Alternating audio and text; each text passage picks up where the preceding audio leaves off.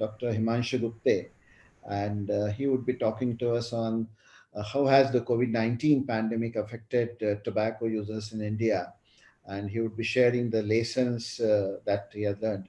Uh, he is a general manager with Narottam Sikasya Foundation in Mumbai. He did his medical graduation from KG Somaiya Medical College in Mumbai and MD from LTMC General Hospital, Mumbai. He has served as a program coordinator in tuberculosis control for a few years, as a program manager almost for 7 years.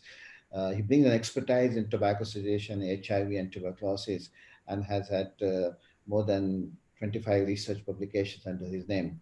So over to you, Dr. Himanshu Gupte. Thank you. Thank you very much, Dr. Sanjay, for that introduction.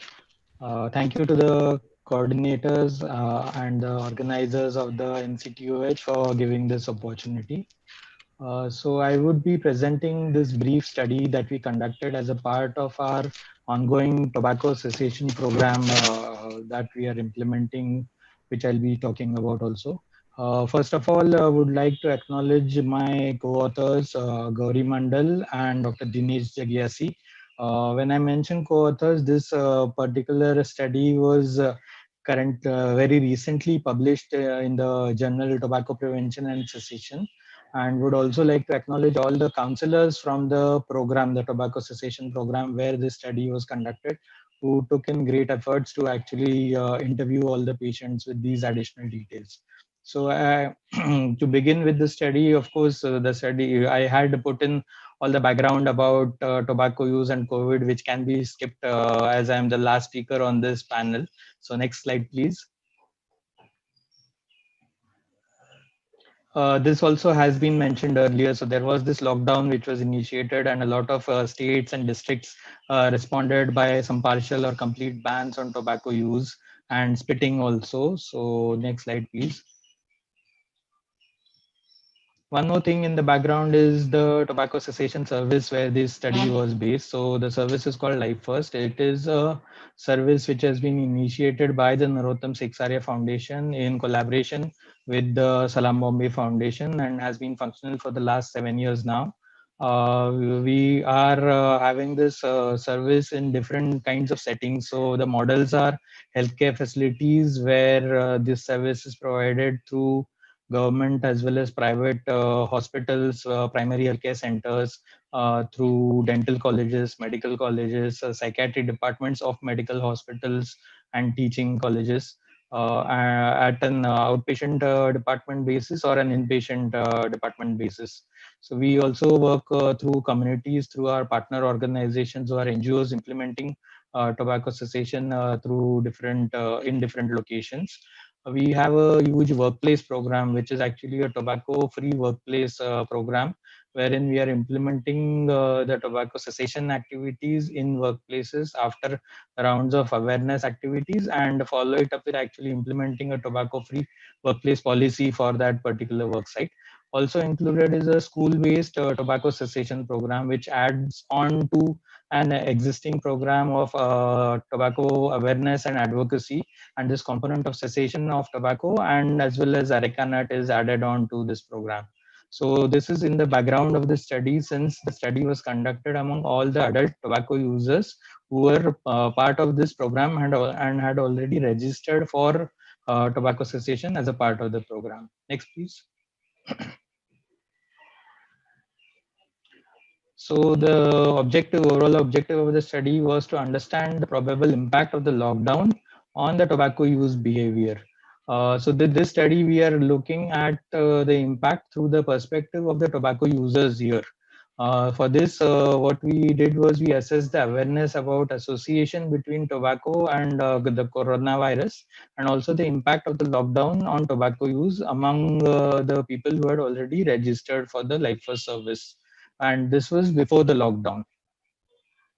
Next, please.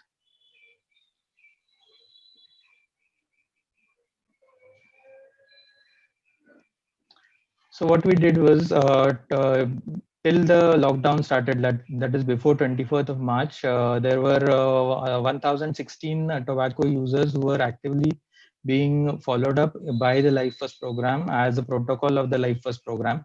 So they are registered. There is a face-to-face counseling. There is a follow-up telephone counseling, which is part of our protocol. So these 1016 tobacco users were supposed to be followed up as a part of our regular protocol. What we did was in the 2 week period from 14th May to 28th of May, the counselors from Life First added a few more questions to their regular counseling sessions, and they particularly looked at the objectives of the study. So what they were asking was the awareness of the tobacco users regarding the relationship between their tobacco use and the coronavirus infection. They were asking whether the pandemic or the lockdown had any impact on the tobacco use, and if yes, in what way. They also asked about if the tobacco user had stopped using his or her tobacco product after the lockdown started. What was the reason of stopping the tobacco use? So all this was done with the help of semi-structured questionnaires, and they were filled during the calls by the counselors and were later into entered into Microsoft Excel for further analysis. Next, please.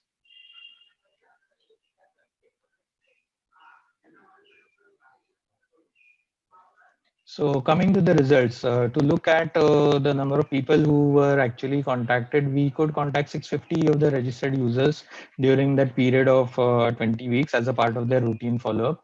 96% of these were males with an average age of 40 years. Talking about their tobacco use, it was equal for smoking as smokeless. It was 45 and 46% respectively. And the dual tobacco use, that is smoking as well as smokeless, was 9% among them. When we look at the awareness about the association, 67% said that they were not aware of any association between their tobacco use and the coronavirus infection or the COVID-19 disease. Among the small proportion, almost one third, who said that they were aware, they mentioned being aware about lowered immunity due to tobacco use, making the user prone to any kind of infection. Some of them also mentioned that smoking affects lung health and that makes the smoker prone to the coronavirus infection. And they were also aware of the increased risk of spreading of the coronavirus due to sharing of tobacco products. Next, please. Sorry, some issue here with the slide. Sorry for that. When we talk of actual effect of the situation on the tobacco users, only 30% said that the pandemic or the lockdown has had any effect on their tobacco use, which means that 70% of them were continuing their tobacco use as before. Among those who said that there was an impact, if we segregate that further into what kind of impact it was, what we found was that 45% of them said that there was an impact because of unavailability of the product, so they were not getting their tobacco product.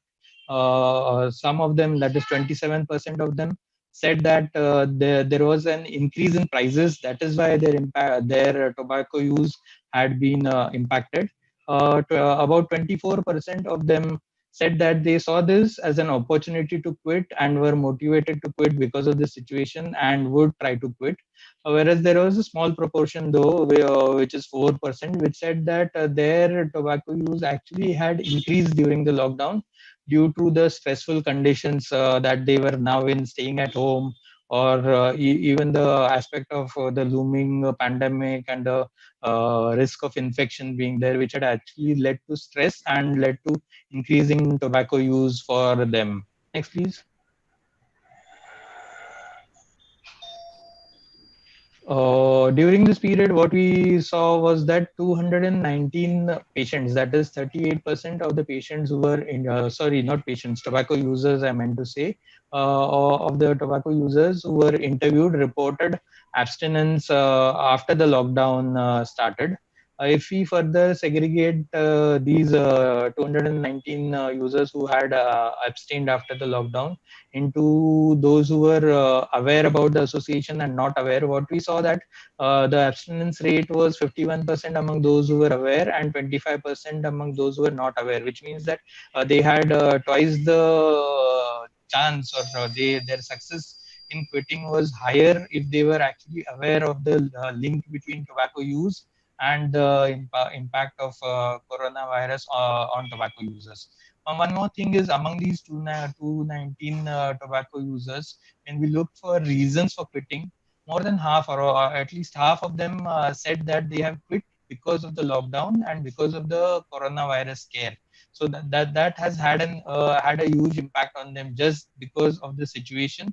They had decided to quit, or because of the situation, that is the unavailability, both the things included in this, they have decided to quit their tobacco use. Next, please.